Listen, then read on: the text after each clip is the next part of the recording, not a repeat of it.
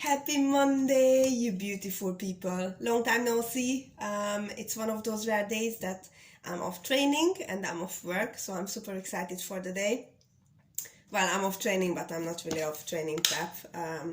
I've just made my energy gel because as of last week, my coach asked me to start eating during training sessions, which is something that I didn't do before. I would have a banana or have some figs or dates in between 2 blocks, but last week I started just eating this while I was on the bike and on the run, just to make sure that I have enough energy for the next session. And it is pretty mind-blowing what a giant, huge difference this has made in my quality of training. So I had the biggest training week behind me, crossed 15 hours, I think it was 15 and a half, which makes me feel freaking amazing. It felt like I was kicking gas. And to think that that was on top of my 50-hour working week, which work has been super stressful the last couple of weeks, because we are a restaurant that participated in an event series called the Dining Week.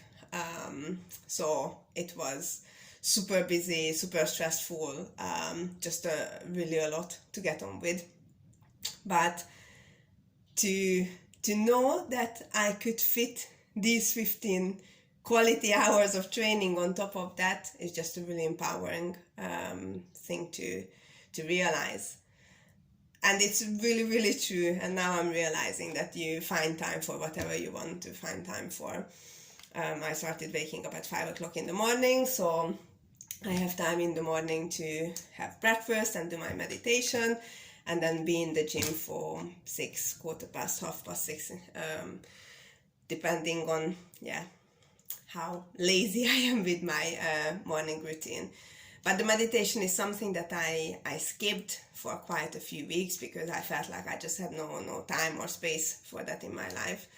And I had to have a conversation with myself about that it is something that I know makes me be more productive, able to be more focused, to do more, to do better. So I had to have a word with me to say, okay, you should rather wake up at 5 and make sure that in the morning before you head out to training, you just have that half an hour on the yoga mat. And that has been making a big difference as well.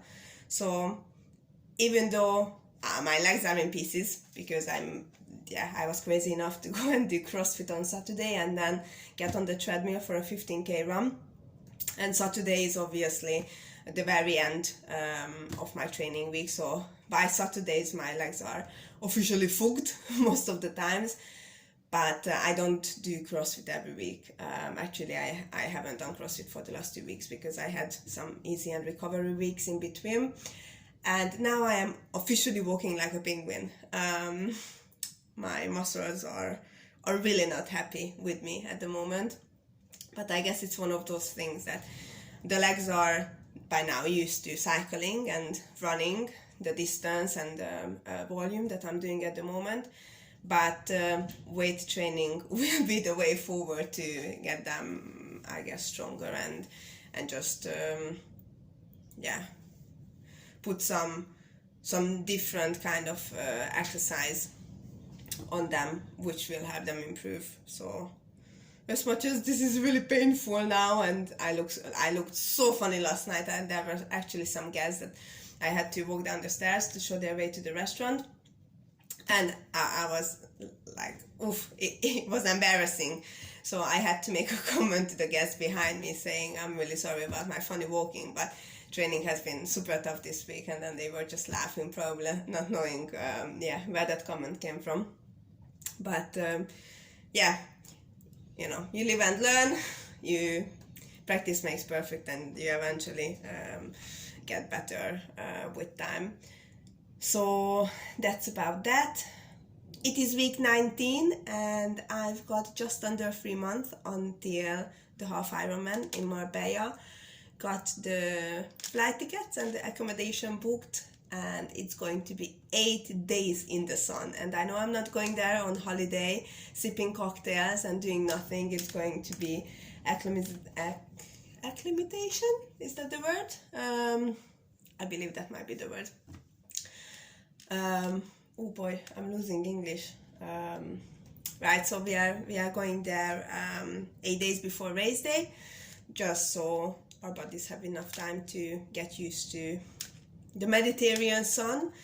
And I'm so excited for it because I don't actually remember when was the last time I was on holiday, and just the thought of having a book, and it's going to be probably a non-alcoholic one, so I won't be sipping on cocktails on the beach, but nevertheless I will be under the sun, which I miss so much. So I'm very excited about that, but at the same time I officially started shitting my pants because shit is getting real.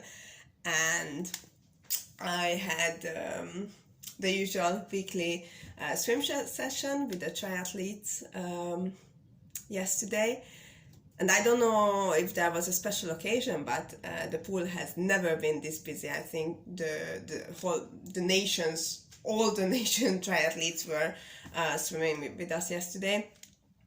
And I find Sunday sessions intimidating in themselves for someone like me who has only been trying to crawl for the last 2 months. But then to see all these people just swimming super elegantly, and it seems like no one is making an effort. Obviously everyone is, because everyone is there to get better and to push themselves, but for me I can only hope that speed and practice will eventually come with time. I've got 3 months to get stronger on the swimming. It's going to be open water, which is another thing out of my comfort zone. So yes, I'm officially shitting my pants. It's like, oh my god, what have I got myself into? But I'm very excited. And there is a sprint triathlon at the end of this month, which my coach advised me to take on. So yeah, that will be a big test run. I can't really get my head around the transition, just the logistics to think about super naively. I mean, I did a sprint triathlon, I think it was 4 years ago, back in England. But it was a super sunny day, so we got out the pool and then I got straight on the bike. No, I didn't have to change or anything, but the weather is really not very inviting here to get on the bike straight from the pool. So yeah, island life, and you just learn a completely different way of being. So that is about that. What else? I think that is all that's been happening. I haven't had much time to record or post and things like that, and it actually makes me a bit sad when I feel like I'm celebrating so much in my life, and celebrating the little steps, the little achievements that I have along the way. And yeah, I feel like there is many, but for the last couple of weeks it was one of those things that I didn't have the mental space to do that openly, to make a recording, to take a selfie and really put my thoughts into words, because I felt that the only way I could tackle whatever was in front of me, work and training wise, is to just do it quietly and focus within, instead of trying to broadcast the process.